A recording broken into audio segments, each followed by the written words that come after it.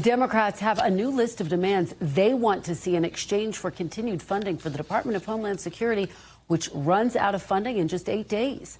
The list of 10 demands includes targeted immigration operation using judicial warrants, a stop to racial profiling practices, no masks for agents, and mandatory body cameras, among other changes to how the department conducts its immigration enforcement.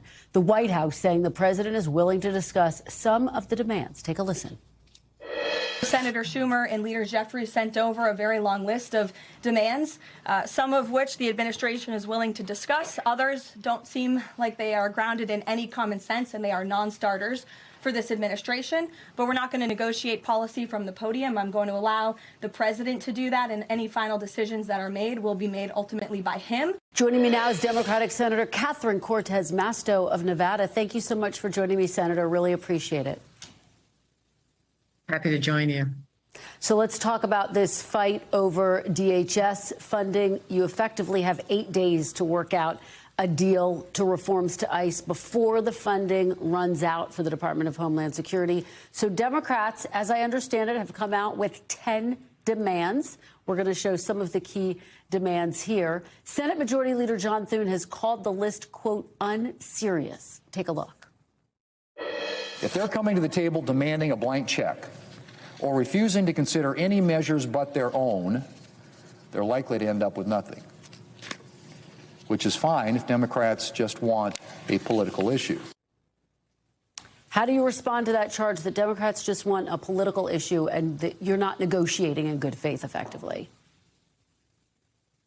Well, that's so ridiculous. They've asked us for what are our demands to talk with them on the Homeland Security. We put those out. Now we're waiting for Republicans to respond. And if you take a look at the demands, Kristen, they're not unreasonable. They're common sense. And quite honestly, the use of excessive force and the de-escalation standards are the same standards that our state and local law enforcement utilize. I mean, it's just common sense. You shouldn't arrest a U.S. citizen, detain them, and deport a U.S. citizen. You shouldn't be able to have a roving patrol and go out there and stop people based on the color of their skin or because they speak with an accent. Our local and state police aren't allowed to do that. ICE is violating constitutional rights, and we're just asking for common sense reform. So they've asked us for our position. I think we were very clear about it. We've put it out there, and now we're waiting for the Republicans in good faith to come back to us and talk with us about what they support, what they can support, what they can't support, and have this conversation. We've got time to do it. Senator, let me ask you what happens if a deal can't be reached. Are you willing to support an additional continuing resolution to give negotiations more time, or are you a no on a CR? No, I'm a no. That's the reason why we're here. Is I've made it very clear not to move forward on any funding for ICE unless they seriously come to the table and talk about these reforms. That's why we are here right now. And let me just be clear. This is not a Democratic demand. Across the country, people are paying attention in their cities and on what they're watching on TV, from Los Angeles to Chicago to Minneapolis now. These are reforms that the American public are demanding. And they're not saying, oh, I'm a Democrat, I'm a Republican, I'm a nonpartisan, I want you to.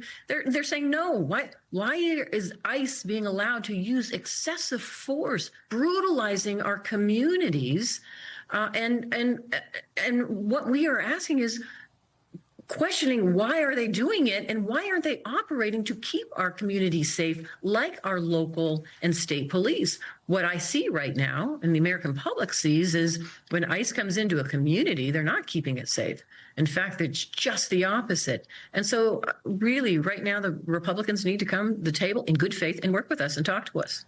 And just to drill down on that point, I mean, if DHS were to shut down, it wouldn't just defund DHS. It would impact agencies like FEMA, the Coast Guard, the Border Patrol as well.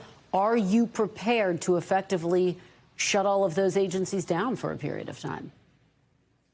Well, let me put this even in a bigger perspective. Last a couple of months ago, or actually last year, the Republicans passed this Republican tax bill. They call it the big, beautiful bill. Within that bill, they passed $190 billion just for ICE and CBP. The normal annual budget for those agencies is anywhere from $8 to $10 billion. Now they have $190 billion to Homeland Security. It's outrageous. They have excessive funds. There's no control or oversight by Congress on how those funds are utilized. There's no oversight in them coming to us to explain how they're utilizing those funds. They have the ability to move those funds around. So it's not like they're going to have not have funding to do what they need to do. And that is the challenge. And I'll be very honest with you, because of those excessive funds, I have introduced legislation that said under that big, beautiful bill, they don't need all this funds. Let's take it and let's put those funds towards our local police departments for more cops, burn JAG grant funding. That's truly the law enforcement that is understaffed and overwhelmed when ICE comes into these communities. And they're the ones that are keep our communities safe. They know the de-escalation standards. They know how to use excessive force. They know how to build trust within the community to really focus on protecting public safety and individuals within the community, going after the violent criminals, but at the same time protecting individuals' constitutional rights, as well as a protester's right to peacefully protest under the First Amendment. So to me, that there's a lot at stake here, and we've got to address it. But it starts with the White House, and it starts with the Republicans coming to talk to us. This idea that they get all of this money and they get to create a national police force, it is un-American, it's outrageous, and the American public are demanding just the opposite. Senator, let me follow up with you, because you're making the point that they do have these extra funds. And I hear you, you're saying part of what you're proposing is to scale that back. But given that, what would the actual impact of shutting down DHS be, given that there are those extra funds? Would it have any impact? Well, that's why the Republicans, they're running around claiming that the Democrats are not operating in good faith. They're not willing to work with us. And remember, this is the part of fiscal responsibility. And they have given this agency, Homeland Security, 3 to 4 times the amount of money they normally get. And then they want to give them another appropriation. So what we are asking for is not unreasonable. But more importantly, what we're asking for is really making sure that our communities are truly safe, and that American public and the Americans, their rights are not run over, that at the end of the day, when we are looking at addressing an immigration issue in our communities, we definitely want to go after the violent criminals and hold them accountable. But if you are somebody that's been in our communities and you're a dreamer, and this is the only community you've ever known, and you want to be a part of our workforce, that you shouldn't be swept up in this net, that this broad net that ICE is casting across the country, just because they have this idea of quotas that they need to deport people in across the country. It is outrageous. And again, I go back to, it's not just Democrats, it's the American public that sees what's going on, and they want change. They're demanding it.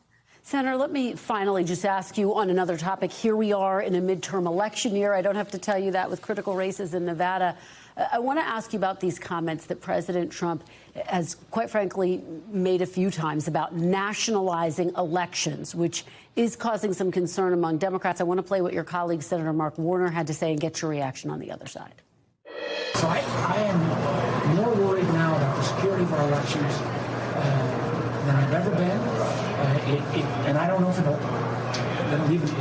don't think we can have the luxury of waiting until the midterms. More worried now than I've ever been about the state of our elections, he says. Do you agree, or is that overstated, Senator? Listen, when the president of the United States says he wants to nationalize elections, and that somehow state election process, they're agents of the federal government, that's just wrong. It's unconstitutional. It's illegal. And you've got to question why a president of the United States is taking those actions. Coming from a president who's already said past elections where he has lost, there was fraud or there was some sort of illegal activity going on. Here's what I know. Here's what I know in this country. There is not wholesale fraud in our election process. I was a former attorney general. I worked with the FBI task force to go after and root out any time there was some sort of election fraud. And I can count on one hand how many times it occurred, and they were prosecuted and they were convicted. So to me, and I agree with Senator Warner, we have a president now who not only is putting false information out there to his own benefit and his own political gain, but on top of that, it goes back to what we were just talking about. He has created a national police force to do his bidding. And we see it happening across the country. He is already talking about nationalizing elections. There's nothing stopping him unless we stand guard from having those ICE agents now at our election offices when election time comes to intimidate and further terrorize our communities. It is wrong, and we have to stand together to stop it. I will say, finally, I'm not, as a Democrat, I'm not the only one that's calling this out and concerns about it. Some of my Republican colleagues have also said that it is illegal, it is unconstitutional, and the president should not and cannot do this. All right, Senator Catherine Cortez Masto, thank you, as always, for your time and insights. We really appreciate it. Thank you. We thank you for watching, and remember, stay updated on breaking news and top stories on the NBC News app or watch live on our YouTube channel.